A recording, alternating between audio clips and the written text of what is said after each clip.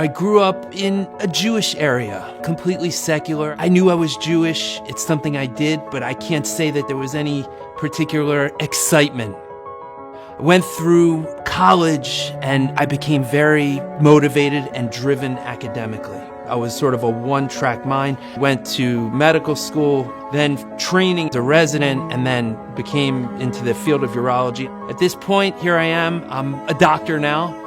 And Yiddishkeit, probably not much going on. Every Shabbos, I'm driving down this long road, and I see a man with a beard walking with his kids every Shabbos. After a couple weeks, it starts to bother me. What's he doing here? This literally makes no sense. I was thinking to myself, maybe he didn't do his research, maybe he made a mistake. I'm like, I've got to investigate this. One day, I sort of followed the road. I started investigating. Ended up in the back of a shopping center. I didn't know what it was. It said Jewish Outreach on the window. It had a phone number, Chabad. It said it. I didn't know what that was. So I call the number. I don't know what I'm going to say. I don't know who I'm calling. Very nice gentleman answers the phone. Chabad, how can I help you? I said, do you have a minyan during the week? I didn't even know what a minyan was, really. But that's all that came out. And we introduced ourselves to each other, and we ended up meeting at the Jewish Community Center, not far away. And we developed a relationship.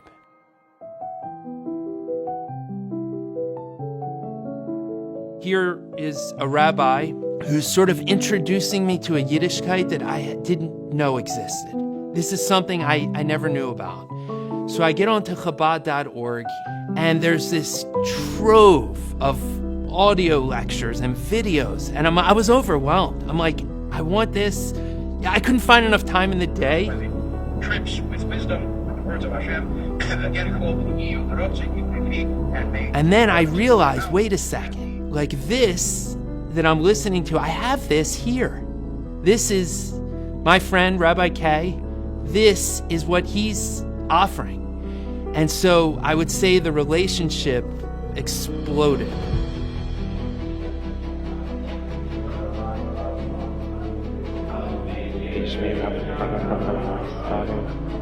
Tanya, Rambam, davening, tefillin.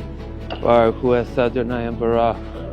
Just anything that you could imagine a Chabad Chassid is doing, I started adopting, and it felt so great.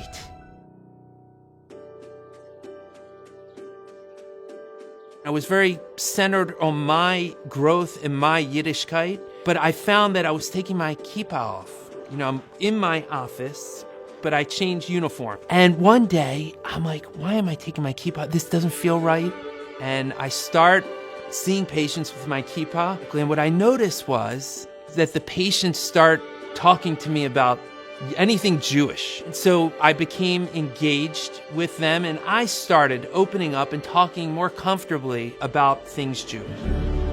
At some point, Rabbi K goes, maybe you could put tefillin or think about talking to the Jewish men about tefillin. Older man, didn't have much going on with his Yiddishkeit. He was going to have a surgery coming up. And I just said, it actually came out of nowhere. I know you're Jewish. Have you ever put on tefillin?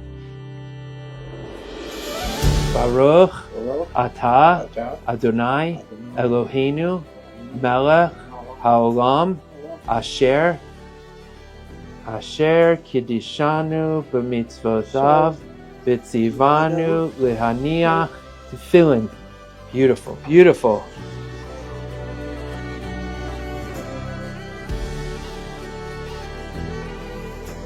Shema Yisrael, Adonai Eloheinu, Adonai Echad. And at that point, I became a bit more confident. I said, wow, this actually is kind of easy. And I felt more confident, and everyone was very happy about it. I started to feel like this is an opportunity. This is unbelievable. They're coming through, they're coming to me, they want to be here. It's a captive audience. I'm helping them with a condition. So wow, maybe they will listen to me and be receptive to this also. And that's when the tefillin takes off with patients, it's just contagious, it's easy, it's a pleasure. And then talking to patients about anything Jewish. You're doing a mitzvah, and this is an automatic connection to Hashem. Not to Jewish news, not to current events, but to real Yiddishkeit. Baruch Baruch atah atah Adonai Adonai Eloheinu. I ask you, when was the last time that you put tefillin on? Was it your bar mitzvah time? Yeah, I in think- Newark, New Jersey, 1947. And then you told me that after the tefillin, something changed. I have a feeling that it changed, particularly when you put it on. Doing that operation on me was really something that just reignited my interest in following it up. Was sehr sicher, bei jeder Menschen in seiner Arbeit, wenn tut in dem, mit seinem, wie ein Mensch darf tun, es nutzen die Kadruf der Kirche ist, wo der Rebischter hat ihm gegeben, wird ein Licht, was beleicht, nicht nur allein und sein Mischpoche und sein Stott, nur die ganze Welt herum, aber das wird ein Licht, jeder einzelne Meister. All these years, after investing so much into being the best doctor I can be, I thought my purpose was only to help and treat people's bodies.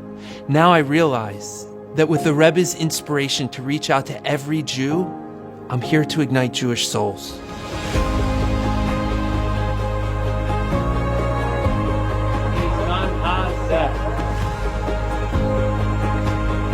We all have something more that we can do to connect the Jews that we're encountering, putting on tefillin, shaking a lulav esrog, Shabbos candles. We can have an incredible impact on the Jewish world. We are extensions of the shluchim. It may not feel necessarily especially comfortable at first, but I can tell you it snowballs. You develop confidence. The people that you're engaging appreciate it. And the impact that we can have on the Jewish world is infinite and endless. And we're all capable of empowering Jews that we encounter and having them get involved into their Yiddishkeit. And I think the ripple effect can be infinite.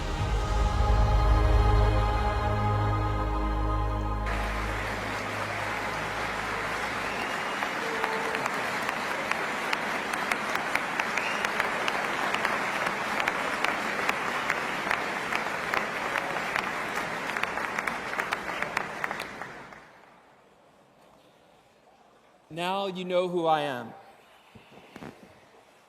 But let me tell you a little bit about my brother.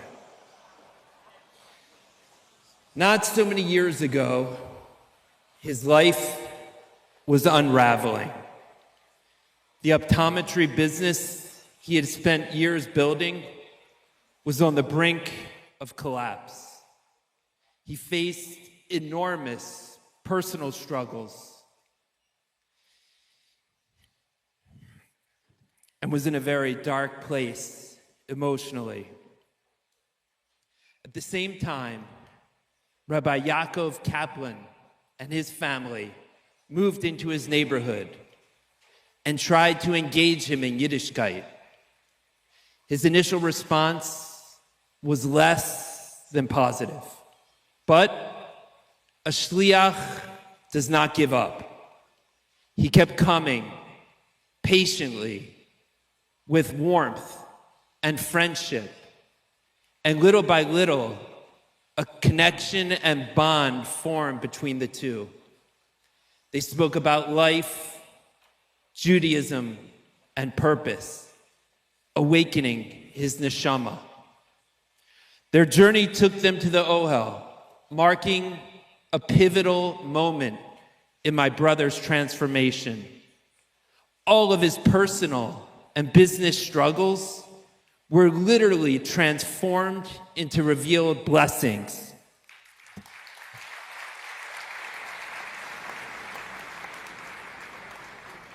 A short while ago, my brother visited a clinic in an area with few Jews, one he rarely visits, maybe twice a year. He left early that morning before dawn, so he took his tefillin with him, planning to put them on later in the day. Later that morning, a patient walked into the clinic and said, "Are you Dr. Levin? I need Dr. Levin." My brother confirmed, "Yes, that's me. How can I help?" The man shared that he had been contemplating taking his life. He came into the office that morning because the practice's name was a Jewish one, and he felt the need to be around another Jew during such a dark time. Without hesitation, my brother asked if he would like to put on tefillin.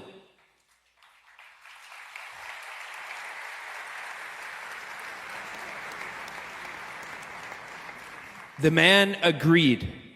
So right there, my brother, who had only recently started putting tefillin himself a few months before, put tefillin on a fellow Jew in desperate need of a connection to his neshama and Hashem. They cried together, and my brother encouraged him to seek needed help and reconnect with his Judaism. My fellow lay leaders, we all have the potential to make holy moments in our environment and workplace.